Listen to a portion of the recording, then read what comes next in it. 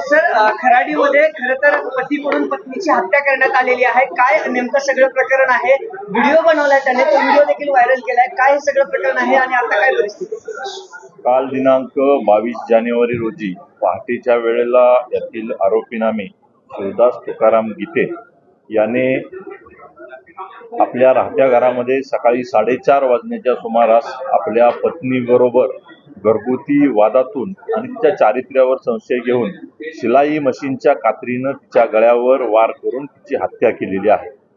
हत्या केल्यानंतर सदरचा आरोपी आहे हा खराडी पोलीस स्टेशन येथे आलेला होता.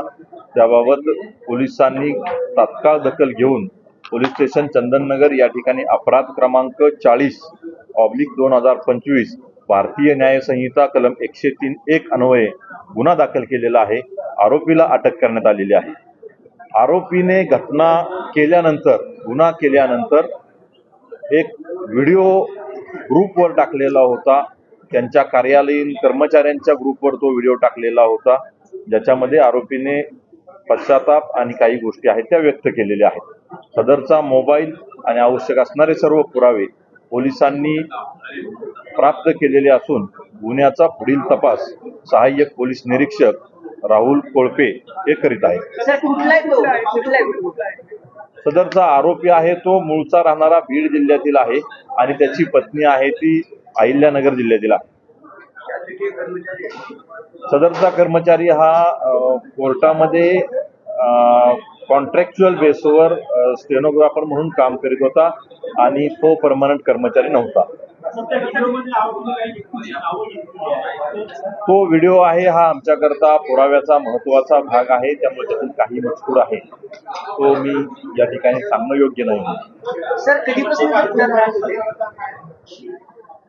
पुण्यात राहत होते? आधी काही वाद होता का त्यांचा? हा त्यांचा पती पत्नीमधील वाद आहे, परंतु याबाबत पोलीस स्टेशनला कोणत्याही प्रकारचा गुन्हा अथवा तक्रार प्राप्त नाही.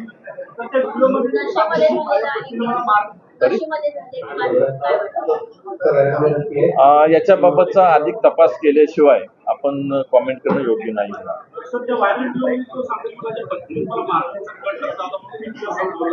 त्या सर्व बाबी ज्या काही असतील त्या पडताळून पाहिल्या जातील.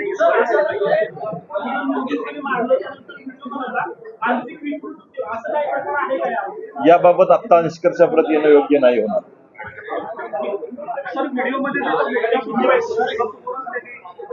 थँक्यू.